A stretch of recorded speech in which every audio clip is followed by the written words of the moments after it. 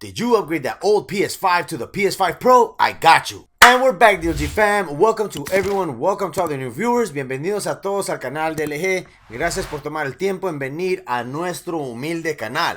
So guys, before I jump into the whole thing of what's going on today's video, I need a sip of coffee because yeah, my wallet is kind of hurting right now. Let me know if you're on the same boat. So guys, I did mention the old PS5. I know it's not that old. It came out in 2020, but it is 4 years old. And Sony recently released what? Bam! The PS5 Pro minus the disc.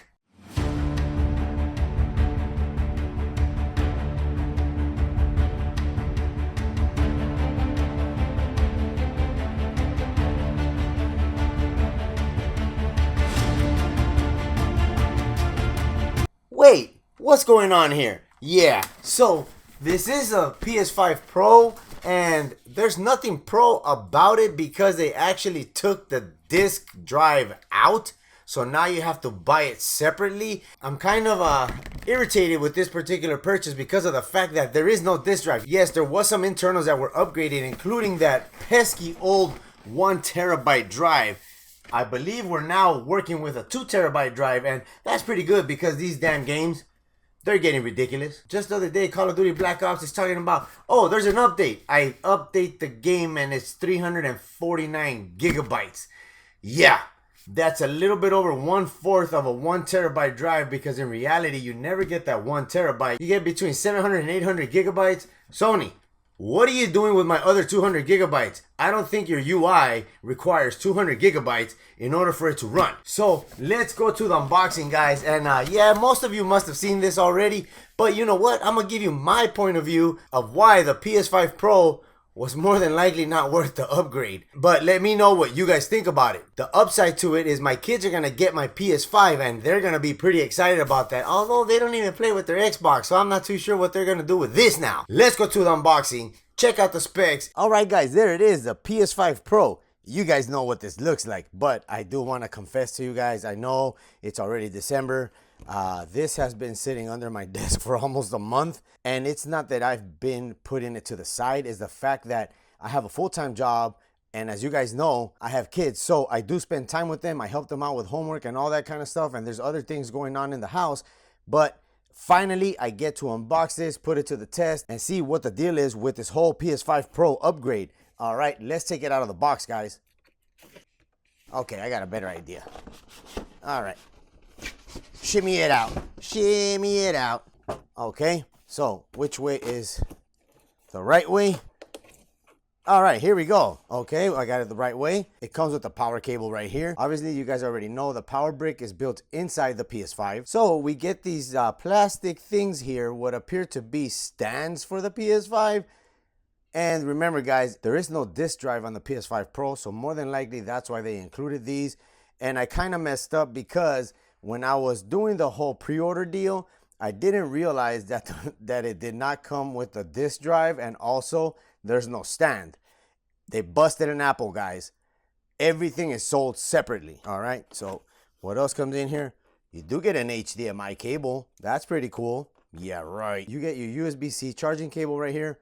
Both sides, USB-C. What else you get here? Okay, here we go. You get the PS5 Pro DualSense, which looks exactly the same like the regular PS5 controller. Look at that right there, guys. Let me know down in the comments below if you think this is just a regular PS5 controller. Oh, wait a minute, almost forgot. You get the nice little user manual. Okay, yep, we already know how to operate the PS5. Toss that to the side.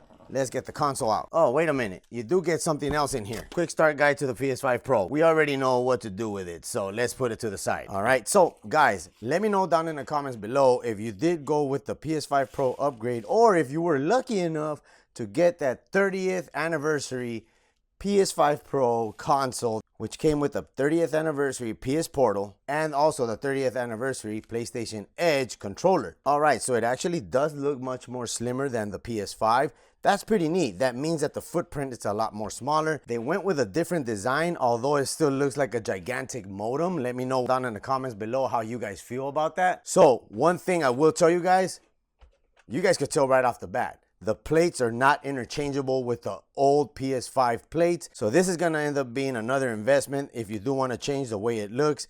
I'm possibly just gonna paint over these because these consoles are still available on the Sony website, not like the 30th anniversary, which is all gone. Thanks, scalpers, for taking all 12,000 of them. I'm pretty sure it wasn't all 12,000, but they did get some of them. So you do get on the front end 2 USB-C connections on the front end, where on the original PS5 you had a USB-A and a USB-C. So I like the fact that they went this route because the majority of companies are leaning more towards USB-C connections. There's hardly any more devices that use USB-A. All right, so on the bottom side, okay, so that looks the same. You still get your little mounting hole right here. All right, so on the back side, you do get the HDMI port, a LAN connection, and you get 2 USB-A connections on the back side, and you got your power port right there. So the PS5 Pro does come in weighing at 6.8 pounds, and it measures 15.2 by 3.5 by 8.5 inches. It has a custom 2 terabyte SSD drive. All right, guys, so we're going to try to remove the plates to reveal the 2 terabyte SSD drive. You want to pull up gently here. Yep.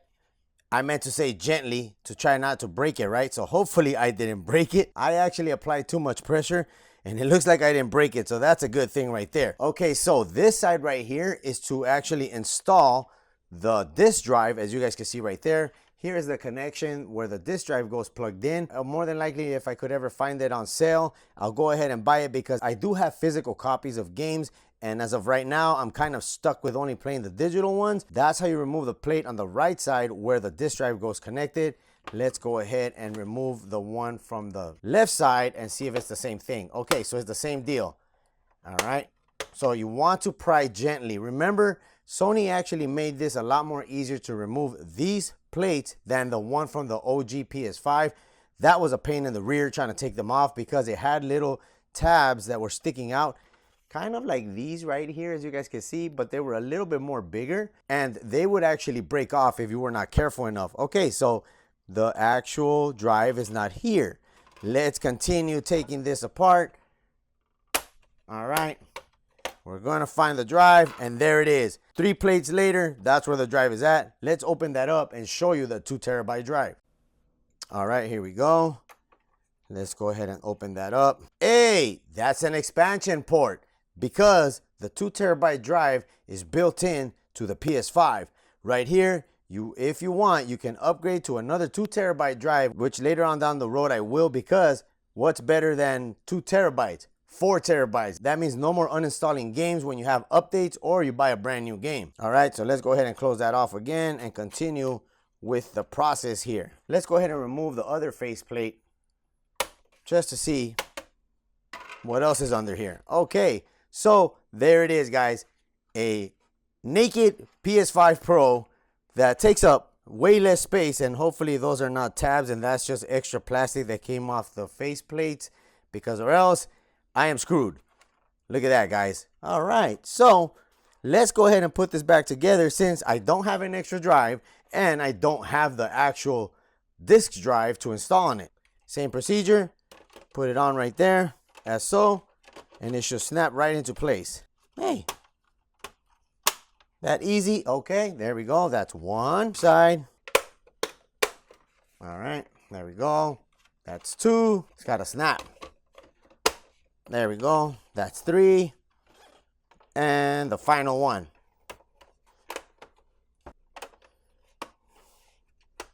All right, there it is, guys, reassembled. If you guys notice, there is a bit of texture on the actual console itself. I'm going to try to get a better close-up of it, but I'm pretty sure that texture is X, triangles, squares, and O's. You also get the little PS5 emblem right here.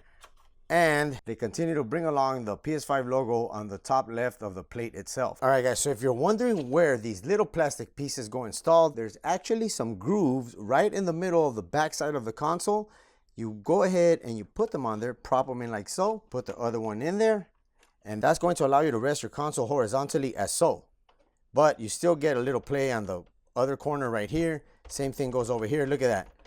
Yeah, I don't think I like the way that works, but I'm actually gonna mount it on the wall. So what are the specs on the actual console itself? So the PS5, it does feature a 2TB SSD NVMe drive. You could also hook up external storage via USB, USB-C or USB-A, whichever one you have available or whichever one you can buy. The console itself does feature an 8-core 16-thread AMD Zen 2 processor, where the original PS5 had an 8-core Zen 2 processor and it only had 1TB. That's what I was talking about, that you had to constantly keep on installing games in order for you to get updates or install new games. That was an increase of a little bit over 6.5 teraflops compared to the PS5. The GPU on the PS5 Pro is 16.7 teraflops, and it does have an AMD Radeon RDNA based graphic engine, where the PS5 still shared the same AMD Radeon RDNA graphics engine, but it only ran 10.28 teraflops.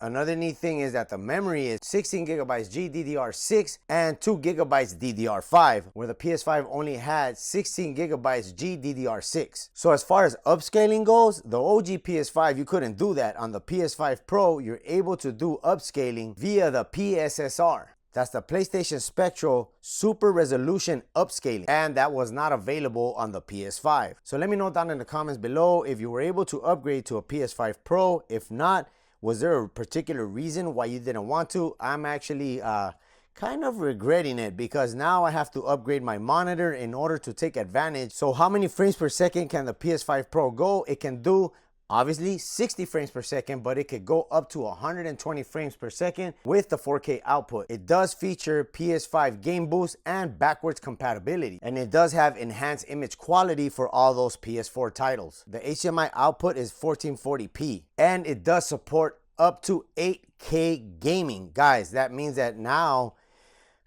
in order to take full advantage of the PS5 Pro, I'm going to have to upgrade my monitor, which is a 4K 60 frames per second, to a 8K 120 frames per second, but I'm not too sure how long that's gonna take me to get that upgrade, because you guys know those monitors are pretty expensive. So let's go ahead and try it out and see what are the differences between the PS5 and the PS5 Pro.